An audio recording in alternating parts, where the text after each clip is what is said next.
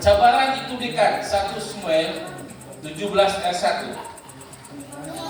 Saya bacakan di sini. Orang Palestina mengumpul tentara mereka untuk berperang. Mereka berkumpul di bumi Yuda dan berkemah di antara Soko dengan Ezeka di Epes Damin, tempat di sana. Oke. Orang Palestina yang tinggal di sempadan barat Israel tidak menyukai bangsa Israel. Setelah membentuk persekutuan yang kuat, mereka menyeberang masuk ke wilayah Israel. Kini mereka sudah berada di dalam kawasan Israel, bersedia untuk berperang. Sebelum ini orang Palestina jauh dari mereka dan orang Israel tidak terlalu risau, tetapi kini bahaya dekat di tanah mereka sendiri. Nah, itulah cabaran yang paling dekat dengan orang Israel dan orang Palestina. Oke, cabaran yang kedua, cabaran itu besar. Cabaran yang menakutkan Daud adalah cabaran besar. Dalam 1 Samuel 17 ayat 4. Tetapi besarlah cabaran itu, cabaran Daud melampaui kebiasaan. Kemudian tampillah seorang kesatriaan dari perkemahan orang Palestina. Namanya Goliat dari Gad. Tingginya 6 hasta lebih sejengkal. Tinggi negara Goliat tuh. Goliat besar dia. Kicik si Daud kan. Oke, itu adalah cabaran yang paling besar dalam peperangan yang Daud alami. Yang ketiga, cabaran itu tidak hilang. Kita tengok cabaran yang tidak hilang.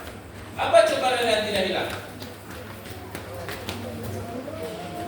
Dalam 1 Samuel 17 ayat 16. Selama 40 hari lamanya orang Palestina itu tampil, lalu mencabar dan mencubuk orang Israel pada pagi dan setiap hari. Apa itu mencubuk itu? Mengeluk-ngeluk itu orang Israel kan?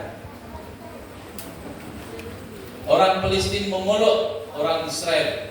Apa punya wira orang Israel ini kecil, tapi kami Goliat besar, kuat lagi dia bilang. Oke? Goliat pada masa itu tidak hanya muncul sekali, dia datang 2 kali sehari selama 40 hari. Setelah hari pertama mungkin tentara Israel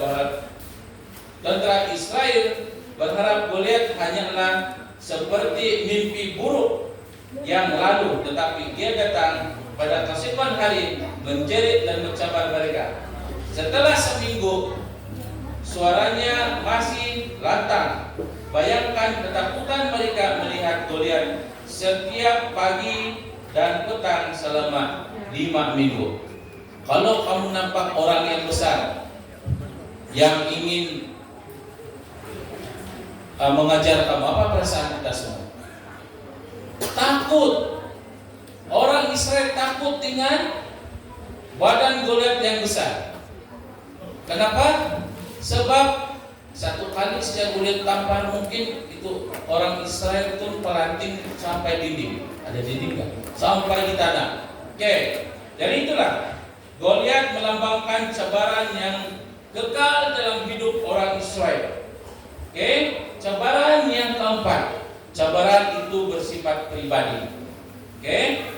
Dalam 1 Samuel 17 ayat 8. Dia berdiri dan berseru kepada barisan orang Israel. Katanya kepada mereka, "Mengapakah kamu keluar mengatur barisan perang? Aku orang Palestina dan bukan kamu para hamba Saul. Pilihan seorang yang mewakilimu dan turun menghadapiku." Goliat menuntut orang yang berani tampil, hanya satu yang perlu berdiri menantang untuk menentukan kemenangan. Dia bilang, "Goliat, saya satu orang saja, berikan segala ini orang Israel." Kayak itulah cabaran bersifat pribadi. Oke, cabaran yang membawa pertumbuhan. Yang kelima, apa cabaran dia? Apabila pertumbuhan, cabaran membawa pertumbuhan. Kadang-kadang kita mengeluh dengan kehidupan kita ataupun pelayanan kita dalam hidup yang baik jika segala lebih mudah. Dan tetapi kisah Daud mengingatkan kita bahwa masa sukar melahirkan wira. Nah, ini cabaran membawa pertumbuhan. Insan yatim mengomplainkan Inggris. Kenapa dalam kehidupan saya begini? Kenapa kehidupan saya tidak begitu? Jadi kita komplain dengan Tuhan. Tuhan, kenapa saya tidak kaya? Kenapa saya begini? Tuhan, kenapa saya ada masalah? Saya ada masalah begini. Kita selalu komplain, tetapi kita lupa. Cabaran itu membawa kepada pertumbuhan kita. Kita untuk berusaha dengan lebih baik. Oke. Dua pelajaran penting untuk diingat. Yang pertama, Anda boleh menang dengan pertolongan Tuhan. Betul? Oke. Cabaran membawa kita untuk bertumbuh. Anda boleh menang dalam pertolongan Tuhan. Daud menang. Kita rasa-rasa waktu itu Daud menang dengan kekuatan dia kah? Kekuatan siapa? Tuhan. Betul. Daud menang dengan kuasa Tuhan. Rasul Paulus menulis, setiap cobaan yang kamu alami memang biasa dihadapi oleh orang. Sebab kita ini orang berdosa. Tetapi Tuhan sentiasa menepati janjinya. Dia tidak akan membiarkan kamu dicobai melebihi kekuatanmu. Sewaktu kamu dicobai, Tuhan memberimu jalan keluar supaya kamu mendapat kekuatan untuk menanggungnya. Itulah tadi kita punya ayat 1 Korintus 10 ayat 13. Tuhan yang penuh kasih tidak akan membiarkan masalah menghancurkan kita. Kalau kita ingat, kita punya kehidupan sampai sekarang banyak cabaran-cabaran yang datang kepada kita. Tetapi semuanya diselesai sebab saya percaya kita selalu sumungguh kembali keringan. Amen. Yang kedua, pelajaran yang penting perlu kita ingati pada hari ini, cabaran membuat kita bertumbuh. Kalau tiada cabaran, kita selalu leka. Apabila kita semakin, mungkin contoh ya, kita sakit selesma batuk. Sebagai contoh, hari ini batuk selesma. Mungkin saya punya pelayanan sama Tuhan kurang. Itulah pasal saya sakit. Jadi perkara itu mengingatkan kita untuk lagi gumirat kumen kinoringan. Oke. Cabaran membuat kita bertumbuh. Kita tengok Daud menjadi terkenal di seluruh bangsa. Betulkah tidak? Dengan cabaran yang diberikan oleh Daud. Karena kamu tahu bahwa ujian terhadap imanmu menghasilkan ketabahan. Pastikan bahwa ketabahanmu itu berterusan. Apabila yang semakin ataupun hal cabaran, kadang dia tunduk kepada cabaran. Kita mesti kuat dengan cabaran. Dengan cabaran itu kita akan bertumbuh lagi, iman kita lagi kuat sama Tuhan. Amin. Dalam Yakobus 1 ayat 3 hingga 4. Karena kamu tahu ujian terhadap imanmu menghasilkan ketabahan. Pastikan bahwa ketabahanmu itu berterusan, sehingga kamu mendapat sempurna, menjadi sempurna tanpa sebarang kekurangan pun. Dalam kehidupan kita, bayangkan latihan fisikal itu menyakitkan, tetapi menjadi lebih kuat, bijak dan beriman. Dalam kehidupan, lebih kuat, bijak, dan beriman adalah nilai yang perlu ada dalam diri kita, diharap dalam diri kita. Kita tidak akan mengelak raksasa cabaran yang datang, tetapi dengan pertolongan Tuhan kita dapat menghadapi dengan menang dan bertumbuh. Amin. Oke. Saudara Puit 2 tahun 3 tahun yang lepas, apabila kita balut tuh di bawah 1 tahun Teddy, dia bilang, mari kita naik gunung. Hah? Naik gunung? Gunung apa? Gunung Kinabalu. Hah? Aku minangangat naik gunung Kinabalu.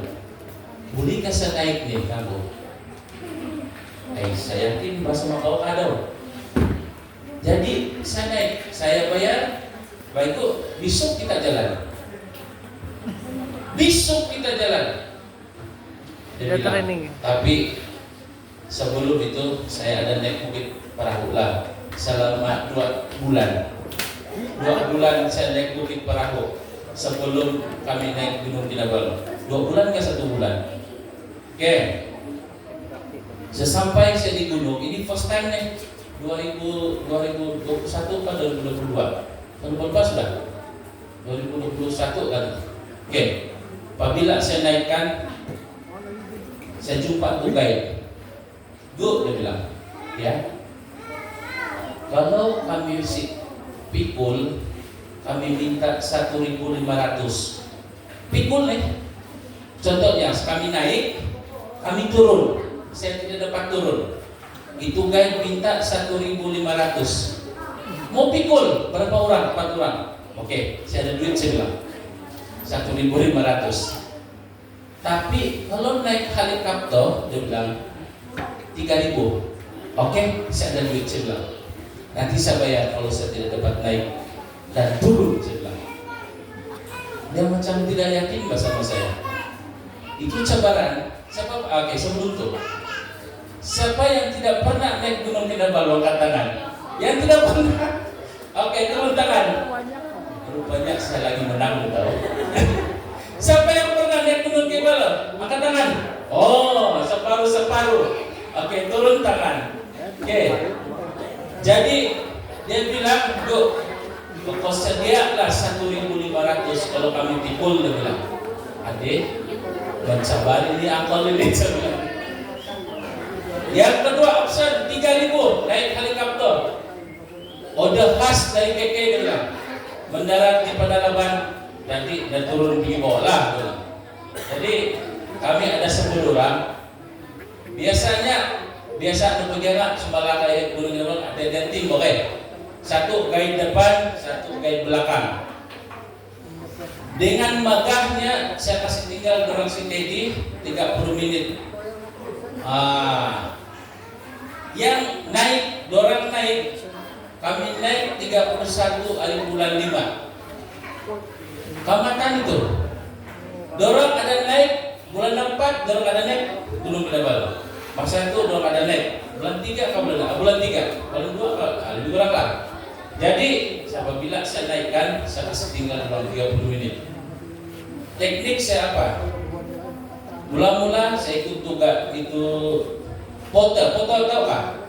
Itu porter dia pikul itu besi itu sipar limbah 2 kali 4 ada 10 pada pikul.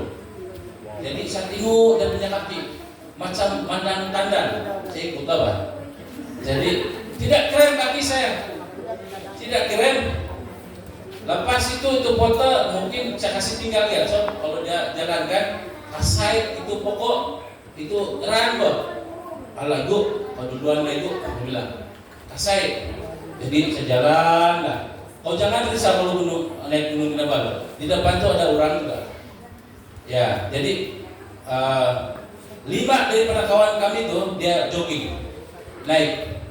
Kami start pukul 10. Ya, dorang sampai sana Pedalaman pukul 1. Nah, 3 jam saja. Dorang jogging yang lain, yang memang orang-orang ada. Saya sampai mereka dari jam 4 lah.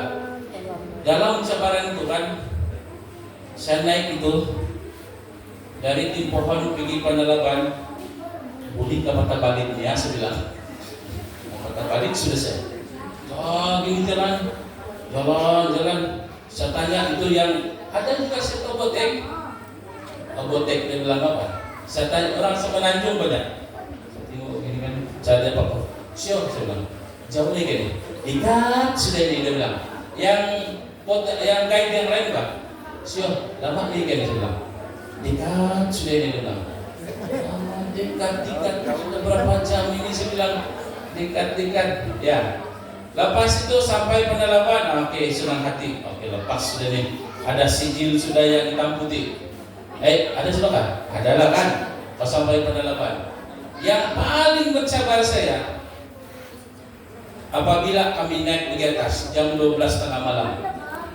Ya, waktu saya naik itu, saya makan macam makan ais. Saya jalan kan. Ribut meninggoran Pak, kambunan. Boleh nampak pula kalau di gunung ini. Saya tanya itu guide, di mana ini tidak turun toh? Tidak, itu dia bilang. Di Tambunan itu dia bilang. Yang guide kami. Jadi saya bilang, sejalan Pak, pelan-pelan doa bilang. Tapi mau putus asa sudah saya. Jadi sampai juga sana jam 5 lah di puncak. Ya, saya bilang sama si Teddy, belum pernah dalam kehidupan ini saya bilang begini. Saya sesarak udah ini saya bilang, relax Bapak Ibu dia bilang. Yang paling sesarak itu turun. Mohon maaf, waktu makan itu murun. Yang dia bilang macam pendekatan, macam menung kamang. Ya, turun pergi Panalaban, turun pergi di pohon, memang cabaran yang kuat.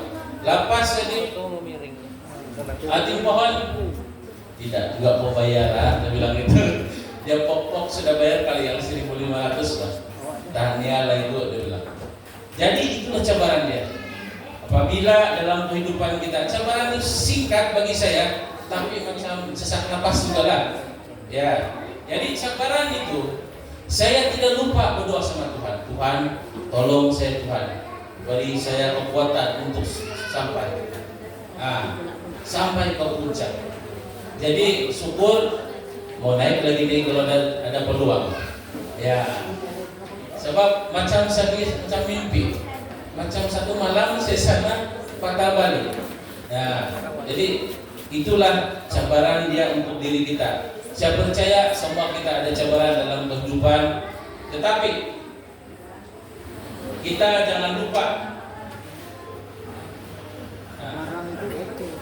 Penutup sudah nih. Tidak lama kan hari ini. Sebagai penutup, Tuhan akan memberikan tugas kepada setiap orang. Saya percaya semua kita di sini ada tugas. Betul kan tidak? Pastor ada tugas dia. Benar, pelayanan pastor ada. Ibu bapak di sini ada tugas. Bukan pun di gereja, tetapi dengan anak-anak. Tugas kita membawa anak ke gereja sebagai ibu bapak. Dan ada juga nenek-nenek, datuk-datuk yang bawa cucu dia pergi gereja. Itu tugas kita. Amin. Ya. Tugas kita ada berbagai. Tuhan sudah bagi tugas-tugas untuk kita. Jadi kita laksanakan tugas kita. Tugas kita untuk pelayanan untuk Tuhan. Dan setiap orang mempunyai peranan. Apa peranan kita? Peranan kita dalam gereja, peranan kita untuk Tuhan. Tugas kita ini ada sudah tersusun bagi kita. Tinggal kita laksanakan. Dan setiap kita di sini tidak boleh mengabaikan pekerjaan Tuhan. Dan saya minta pelajaran kita pada hari ini, walaupun cabaran itu ada, saya dapat dulu meetingnya hai.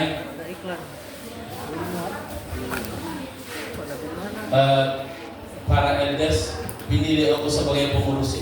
Ini arwah pastor dua nih. Alde, napili ako sebagai pengurus yang cabaran ini bolehkah saya tidak mengilah aku dah Ay, kada ako to, sibuk konti kan ko, sibuk konti kan, sibuk. Ya, tetapi oleh karena ini dapat elders isuai, elders mutabir, ya nabena yung ka. Di ko kurang kunti mo buang ko. Okay? Di ko kurang melaksanakan itu tugas untuk pelayanan sama Tuhan. Jadi dalam hal bisikan, kau terima saja. Nanti kau akan laksanakan dengan bantuan elders yang lain dengan pastor. Ya, jadi balik keluarga lain, kamu diturunkan sama istri, saya pengurusi elders di daerah pemerintahan pelayanan. Besar tugas betul. Jadi kalau saya tidak menerima itu tugas, maknanya saya gagal. Jadi saya apabila saya menerima dengan bantuan umat semua di elders dan suai, dengan bantuan doa kembali ke sana, ini dapat daerah pemerintahan kita antara yang terbaik begitu saya rasa. Amin. Dengan bantuan semua doa-doa anggota. Piro minggu kali pastor WhatsApp saya. Ada kita buat di KKR. Hah? KKR pastor tidak pelaksanaan. Saya pun terkejut juga. Ini salah satu lagi tugas kita untuk mengumpulkan kita. Bagi kita punya peranan, kita melaksanakan tugas yang diamanahkan oleh Tuhan. Oke, kita mau sholat dulu. Dan kita bermusyawarah, saya bilang sama pastor, saya tidak baik keputusan, kita mau sholat dulu dengan elders yang lain setiap gereja. Jadi apabila ada kekuatan itu dengan doa pinaringan, umat pinaringan, hari ini kita berada di gereja Kayangan. Amin. Oke, itulah sebagai penutup untuk kita punya pelajaran. Terima kasih pemain dari Sadarati Inokorikot. Saya percaya dan yakin Tuhan di surga sedang lumung dati. Oh, salah satu yang telah melaksanakan pelayanan di dunia ini adalah daerah pemerintahan Kayangan. Amin. Terima kasih perhatian kita di sana. Oke, yang sebenar memang harus slide, nggak saya telah ubah-ubah. Dia bilang pastor semalam kau ubah-ubah, nah aku punya. Sebab yang pelajaran itu Indon punya adalah saya coba untuk kasih ubah pergi yang dusun punya lah kan pasar bersih dusun dan bersih Melayu rasa bahana. Memang ada dari Indonesia yang telah disediakan, tetapi kita coba yang terbaik untuk kita lebih paham apa firman Tuhan membolehkan kita lebih kuat iman dengan Tuhan. Amin. Sekali lagi, terima kasih.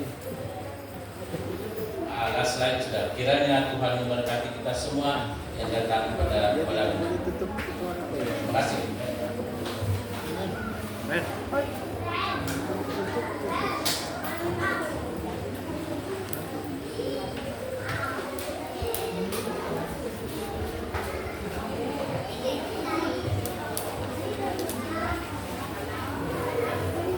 Pelajaran dari Richard, pelajaran ini paling buat personal, perubahan waktu saya memiliki. Terus kenapa dia dinayang ketuaan di dulu bakal kasih beberapa orang terus kasih kamu harus Melayu di mana kamu berkecimpung di sana kamu menemui cabaran kasih. Oke. Oke na po din sa alam na nakapagpasyan nga. Ilan po nga. Jadi kung siya na iso iluwang di waktu. Kung berbagai waktu bagi na siya tasik. Ang community ang kaya sa dali. Istiduan mo lang ako. Ngayon mo po ka. Sumuha ka sa dali. Ako ba yun? antara hidup dan mati naman eh. Susah ako din, bumuli na tayo, bilang tumugari. Mesti ikaw keluar dari sana gusta antara hidup dan mati. Cabaran yang paling berkorban antara hidup dan mati. Hindi ko hidup. Kedua no, yung ulok ko kami natanong ko nga mga katubasi. Kung para kumamayag di kumayanan express ka din. O tidur, mga katubasi. Coba angkat 140 kilo. Sa untuk tambahan ko habis dia datang. Tapi ini loh, terus dari pelajaran nanti harus jalan keluar. Jalan keluar doa melalui berdoa, melalui berharap kebahagiaan. Kalau saya ada kawan pada masa itu, ada 2 orang kawan saya belum angkat, masih lagi hidup sampai sekarang. Jadi itu loh, umum di cabaran perubahan nanti hari cabaran utama koro agar hari lagi di cabaran agar mari kita terus setia berharap kepada Tuhan. Jadi sebelum tutup nanti kita bagian nanti biar umum dalam bagian itu suap dan sedia suap berbawa banyak kita perlu mantap dan cabang sekolah sahabat di Timangi pianisnya di Timangi puji-pujiannya cabang sekolah sahabat di Timangi kadau jadi senang rutin baik pemimpin acara mantan ke cabang sekolah sahabat Gundung doa pembuka mantan cabang sekolah sahabat Gundung lagu istimewa bersuap na isu kumpulan di paling aktif bertindak mereka turun luar negeri. Kosana Impet Ladies pelajaran anak-anak Adriel Owen tentang kayangan berbicara tentang bersuara Elder Cibujetin Kamu doa kelompok tentang cabang sekolah sahabat. Oke, dilanda perbedaan nanti untuk kita yang bersuara. Oke, karena kami bahkan beta kota itu aku insan ko di aku dan aku tema ada kekayaan kebenaran. Lepas bilang dengan teman yang berbicara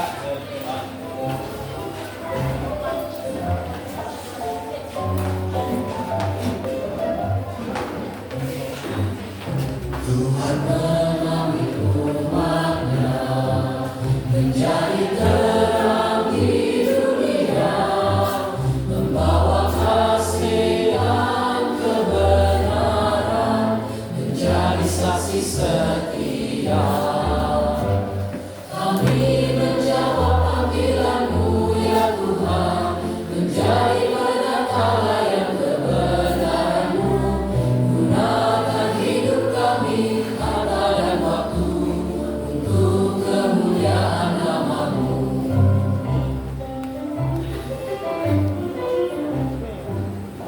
Firman-Mu jadi pedoman dalam langkah kehidupan. Setiap talenta kami serahkan untuk pelayanan Tuhan. Kami menjawab panggilan-Mu ya Tuhan, menjadi penata yang kebenaran-Mu, gunakan hidup kami harta dan waktu untuk kemuliaan nama-Mu. Mari kita berdoa. Ya Bapa kami yang bertata dalam pujian surga, kami bersyukur dan berterima kasih Tuhan. Pada saat ini kami telah belajar firman-Mu mengenai dengan cabaran dalam kehidupan kami. Tetapi kami yakin ya Tuhan, kami umat Tuhan penuh dengan berkat, penuh dengan kekuatan, menjadi satu pelayanan bagi kami, untuk keluarga kami, untuk gereja kami ya Tuhan, agar kami sentiasa diberkati, dijagai oleh malaikat Roh Kudus. Tuhan, terima kasih karena baik dengan kami. mengampuni segala dosa dan kesalahan kami Tuhan. Tuhan, kami mohon agar Tuhan memberkati Pastor Kerry sebagai pastor daerah kami, memberkati kami semua ibu bapa, memberkati anak-anak kami, agar kami sentiasa diberikan rezeki dan berkat setiap hari dari segi kesehatan. Tuhan, kami mohon ya Tuhan, agar Tuhan memberkati anak-anak kami yang menghadapi SPM, anak-anak kami yang menghadapi pemeriksaan, agar mereka sentiasa mendapat keputusan yang terbaik dalam pelajaran mereka Tuhan. Kami mohon ya Tuhan juga memberkati pekerjaan kami, apa segala pekerjaan kami Tuhan, sentiasa mendapat berkat daripada pekerjaan kami. Tuhan, kami mohon Tuhan menjagai kami, menyertai kami sementara kami akan pulang ke rumah masing-masing. Kami percaya dan kami yakin Tuhan sentiasa mendengar doa kami. Dalam nama Yesus kami berdoa. Amin. Apa lagi?